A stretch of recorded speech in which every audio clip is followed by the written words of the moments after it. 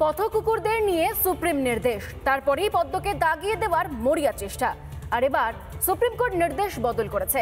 এখন কি ভুল স্বীকার করবে পথকুকুরদের প্রেমের আড়াল নেওয়া বিজেপি বিদ্বেষীরা?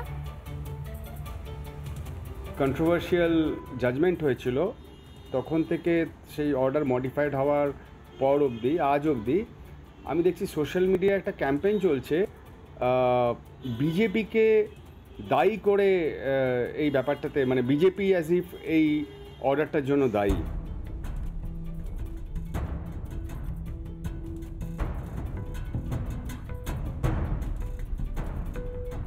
কথায় আছে যত দোষ নন্দ ঘোষ। নির্দেশ দিল আদালত, আর দোষ গিয়ে যেন পড়ল বিজেপির ওপর। দিল্লিতে পথকুকুরদের কামড়ে জলাতঙ্ক এবং তার জেরে আমজনতার মৃত্যু দুটোই উদ্বেগজনকভাবে বাড়ছে। এই সংক্রান্ত রিপোর্টের ভিত্তিতেই একটি নির্দেশ দেয় দেশের শীর্ষ আদালত। দিল্লির সব পথকুকুরদের তুলে নিয়ে গিয়ে রাখতে হবে আশ্রয় কেন্দ্রে। সুপ্রিম কোর্টের এই নির্দেশে প্রতিবাদের ঝড় ওঠে দেশ জুড়ে।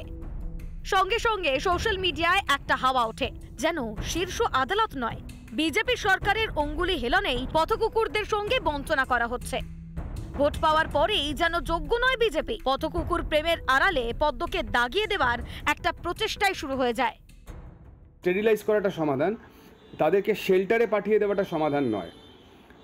তো যাই হোক, সেটা মিডিয়াতে কেন আসছে না, সেটা নিয়ে চর্চা হচ্ছে না, শ্রী মোহন ভাগবতজির বক্তব্য আমি জানি না, কিন্তু BJP should have been little more vocal. কিন্তু এই রায়ের সঙ্গে বিজেপির কি সম্পর্ক, সেটা আমি তো বুঝে উঠতে পারছি না।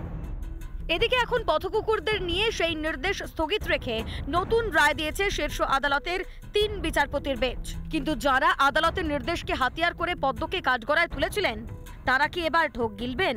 অহেতুক বিজেপিকে দোষারোপ করার জন্য ভুল স্বীকার করে এবার নতুন করে ক্যাম্পেইন হবে?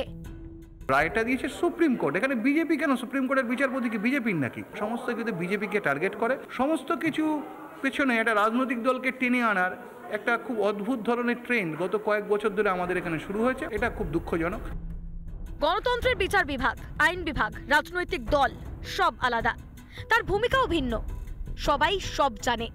তবুও স্রেফ ভোট রাজনীতির জন্য বিজেপিকে কাঠগড়ায় তুলে ফায়দা তোলার চেষ্টা।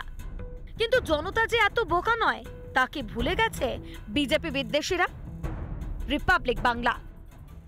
নানা ধরনের কন্টেন্ট দেখার জন্য লাইক করুন, শেয়ার করুন আমাদের ফেসবুক পেজ, সাবস্ক্রাইব করুন আমাদের ইউটিউব চ্যানেল।